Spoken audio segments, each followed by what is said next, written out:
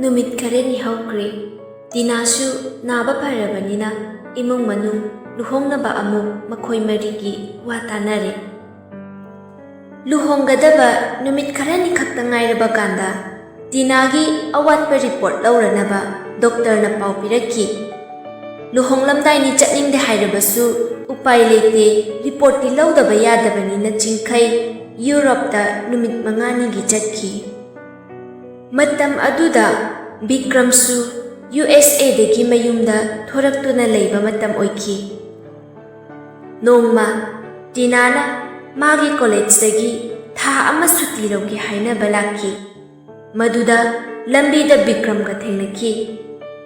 Bikram na Tinabu hanadagi singnaduna leibanina mahakna Tinabu pharaga mafam amada puki.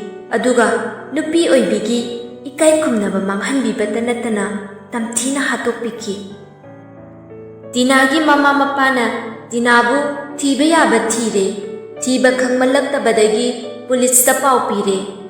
Pulisna thiba yaba thiraba matungda suklaba umang amadagi asiba haksang oina phangki. Chingkhaigi mama mapasu pau adu tare. Adubu chingkhaidadi pau adu tamdre. Maramdi miramda leibanina kari oirakani khanbada machanupabu pakhatjabana mamana pau ado pikidabani. Chingkhai hospital yaurakle. Mahakna hospital da changlakpada Tanuga thengnaki. Adubu Chingkhainadi Tinani khanduna Chingkhaina Tinasidi asida kaidoriba made. Aina hanna laaga maana hanaga yaurak leiramine. Tinao Tanu laithorei. Chingkhaina chensillaga hanglai. Chingkhaina nangdi sida kaidoba laiba. Tanuna nangsinaba laini kaino. Sena haudradi ai khaktani mangjadoisi. Chingkhaina lok thungro khonjeldo kainom toidubo. Nasagado nungaitarbo nangbo. Tanu pakhatpana masadu loire. Tanuna kaidobai naduno nuksibagi matung innababu. Chingkhaina lubu luhongdringaida oinabiga tawsilai. Tawraklanu ibema ai senaba lairi nangainine senada yade. Tanuna karigi aide. Chingkhaina nangdi nasaksu phajai. Aduna nupasina phakradi aini mangjadoise. Ado nangsida tasina kaidoba lapunoba. Tanu khumpham lakpham khangtuna leiringai Chingkhaigi phone lai. Chingkhai phone da ngaihak wari sanaraga Tanuda hairi. Chingkhaina nang ngaihak sida ngairamuko ai thuna tholakke. Nangi report lawbado signature amatang wale hai. Nang sida lengdana leiramuko ai sa tholakkeba. Tanu tanja chari khanna Chingkhaina changkhringai prap magi hostel tamna lakki. Pungkhai amamuk leirakanda Chingkhai sign tawba loiraduna thorakpada Tanudi leiramdre. Mahakna Tanu leibra haiduna koyen yengki adubu ukidre. Mahak thawai nungaitana mahakki leifam hotel aduda lakki. Numidangi matamni Chingkhaina Tinada call hanjin tawki. Adubu switch off laiki. Chingkhai yamna nungaikide. Magi wakhalda mawon sukhali. Ngasaida thengnarambada ngairi. Kadaida kanagida leiri jano masiba. Phone su off thammi. Ngasaidubu aibu mittaga pangu ubu oijalo. Masida lakphamdi thokte. Aisa Tinashi nungsimandana panguda ubu oiramani. Taurisi. Asumna khanna Chingkhai ahingdo tumthakre. Ahingi matamni Chingkhai mamit khangpang thorei. Masadusu humangakta ngairami. Chingkhai mamang yamna nungaite haiduna mamada call tawrei. Leimasu phone gi ring aduna mikap thorei. Phone du machagi oirambaduda sat paikhalei.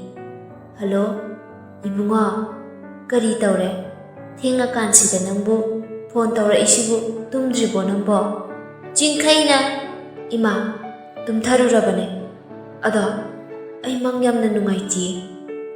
Tinadubu kaidobaga yauge. Leimana Ihe, manggi wa ore. Mapku mang oiramni kaidawrage nangbo. Kaisu hena khanjillunuda. Jingkhaina aina phone tawbusu off adum lay. Aingonda saukrajalo. Ai thawai yam nungaite ima. Yamna wai kaidawbu yawrage haiba.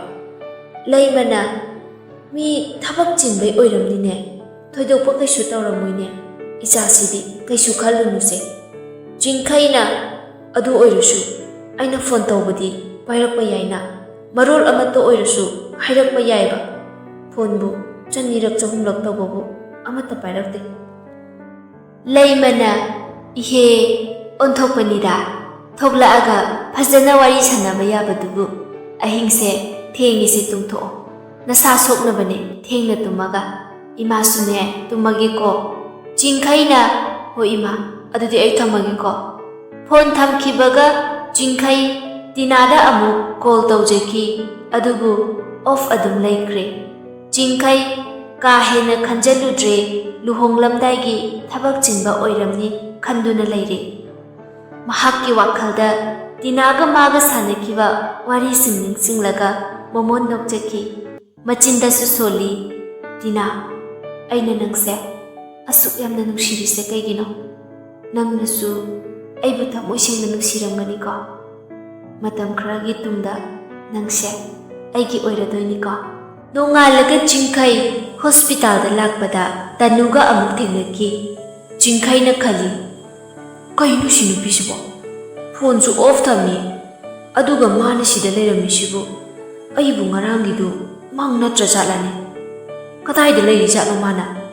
Jingkhai na Tanugi manakta changlaga kainu be nang ngarangsu ai thorakpada leiramde. Aduga sida lakanisu kemta hairakte. Aidi manga oiraboi ningure ngarangido. Nang nahandak futpa manglai isina karino mi. Tanuna ai sida thabak amagi lakpane. Nangoda hayautre saunukwa. Jingkhaina nangi ai khangandabi lona thabak tawbase ai yam saunningi ko. Ada ngasi se ibani gi lohongba numitni ko. Adubu ima babana aikhoi anigi phanabane haidana lohongbasu matam khara yaithareda. Tha jaga tongtengadi lohonglabanina nungsi panthungsu yongminakre. Aikhoi anidi nang amukna ai amuk sangda tawdabasu yadaba thabak mayamsina aina sauninglaktana luhongdabi khok hek chenjaladi. Tanuna as warigadi fazai he. Asibu warnena. Jingkhaina ado nangi phone do off lay kaidawrage. Ngarang fana yamna call tawbane off adum laikre. Tanuna aigi phone tahore. Jingkhaina magi phone du Tanuda pirei. Jingkhaina horen phone tawrake. Aigi do nang pairo. Tanugi wakhalda aina sumaina tawrisibu ichena khangladi saurani ai tawba yade. Asumna khallaga Tanuna hairei. Yarnida ai ama leirage. Ado nang karam kanda handoino. Jingkhaina nangi report to ngasi pini haire. Phangbaga handoine. Ado nangi thabak tubu karino. Ai hanbada punna hankhrasedana. Tanu Jingkhaina punna hankrase hairakpaduda wa samjalai. Tanuna ai thabak khara chile ai halamlage ko. Asumna hairaga Jingkhai gi phone du piramlaga chatke tawbada Jingkhaina hairei. Tina nang aina wangambisi tanindraba. Aduga nangna aise mitok amugum khanba male. Tanuna aina adumna khalamni khanbra. Nangna adumaina khangadaba oirati ai nangi phone se laurage. Atopa wakhal khalanu ko. Asumna hairamlaga Tanu chatkre. Jingkhai Tanugi mawongduda thawai nungaijakide manadi Tinani khanbanina. Numidangi matamni Jingkhai phone ama lairuraga Tanuda call tawrai. Tanu unknown number amada call lakpaduda Jingkhai gi mi oiramasu yai khanduna paikhalai. Hello? Kana? Jingkhaina kana mange. Tanuna kanano. Jingkhaina aini. Tanuna ai haidi sakhangzadre.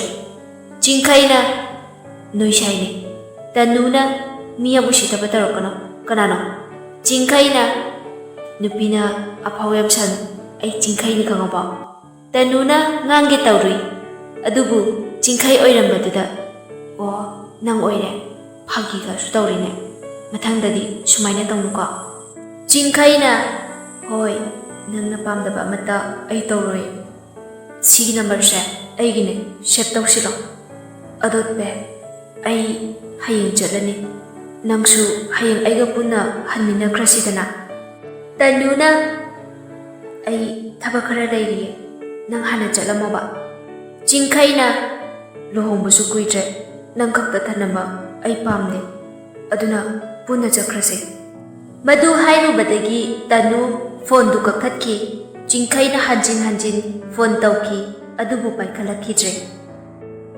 ꯅꯣꯡꯉꯥꯜꯂꯦ ꯆꯤꯡꯈꯩ ꯃꯌꯨꯝꯗ ꯊꯣꯔꯛꯅꯕ ꯃꯄꯣꯠ ꯃꯆꯩ ꯂꯣꯏꯁꯤꯜꯂꯤ ꯇꯤꯅꯥꯗ call ꯇꯧꯕꯁꯨ ꯂꯦꯞꯇꯦ ꯑꯗꯨꯕꯨ ꯄꯥꯏꯈꯠꯂꯛꯈꯤꯗ꯭ꯔꯦ ꯆꯤꯡꯈꯩ ꯃꯊ꯭ꯋꯥꯏ ꯅꯨꯡꯉꯥꯏꯇ airport ꯇꯝꯅ ꯂꯥꯛꯏ airport ꯌꯧꯔꯛꯄꯗ ꯆꯤꯡꯈꯩ ꯇꯤꯅꯥꯅ ꯃꯥꯕꯨ ꯉꯥꯏꯗꯨꯅ ꯂꯩꯔꯝꯕꯗꯨ ꯎꯕꯗ ꯍꯔꯥꯎꯅ ꯆꯦꯟꯁꯤꯜꯂꯛꯏ ꯆꯤꯡꯈꯩꯅ ꯑꯩ ꯈꯪꯉꯦꯕ ꯅꯪꯅ ꯑꯩ ꯁꯣꯏꯗꯅ ꯉꯥꯏꯔꯝꯒꯅꯤ ꯍꯥꯏꯕꯗꯣ ꯑꯗꯣ ꯅꯪ ꯉꯔꯥꯡ ꯐꯣꯟ ꯀꯛꯈ꯭ꯔꯤꯗꯨ ꯀꯩꯒꯤꯅꯣ ꯇꯅꯨꯅ ꯑꯗꯨꯕꯨꯔꯣ ꯉꯔꯥꯡꯗꯣ ꯏꯃꯥꯟꯅꯕꯤ ꯑꯃ ꯂꯥꯛꯄ ꯑꯗꯨꯅ ꯌꯥꯗꯗꯅ ꯇꯧꯔꯤꯅꯦ ꯁꯥꯎꯅꯨꯀꯣ ꯑꯗꯣ ꯑꯩ ꯍꯣꯔꯦꯟ ꯑꯣꯏꯅ ꯂꯥꯛꯑꯒꯦ ꯑꯌꯨꯛꯀꯤ ꯇꯤꯀꯦꯠ ꯐꯪꯗ꯭ꯔꯤ ꯆꯤꯡꯈꯩꯅ ꯅꯪ ꯇꯤꯀꯦꯠ ꯀꯛꯑꯕꯣ ꯑꯗꯨ ꯑꯣꯏꯔꯗꯤ ꯑꯩꯒ ꯑꯣꯟꯅꯔꯁꯤꯗꯅ ꯅꯪ ꯍꯥꯟꯅ ꯆꯠꯂꯝꯃꯣ ꯑꯗꯨꯅ ꯐꯔꯅꯤꯌꯦ ꯇꯅꯨꯅ ꯅꯪ ꯑꯗꯨꯝ ꯍꯥꯟꯅ ꯆꯠꯂꯝꯃꯣ ꯑꯩ ꯊꯕꯛ ꯈꯔꯁꯨ ꯂꯣꯏꯁꯤꯟꯒꯗꯕ ꯂꯩꯍꯧꯋꯦ ꯃꯁꯤ ꯍꯥꯏꯅꯔꯀꯥꯟꯗ ꯐ꯭ꯂꯥꯏꯠ ꯆꯠꯅꯕꯒꯤ ꯃꯤ ꯊꯥꯖꯤꯟꯕ ꯍꯧꯔꯛꯈꯤ ꯆꯤꯡꯈꯩꯁꯨ ꯎꯄꯥꯏ ꯂꯩꯇꯦ ꯇꯅꯨꯗ ꯆꯠꯂꯒꯦ ꯍꯥꯏꯔꯝꯂꯒ ꯐ꯭ꯂꯥꯏꯠ ꯇꯣꯡꯅꯕ ꯆꯪꯈ꯭ꯔꯦ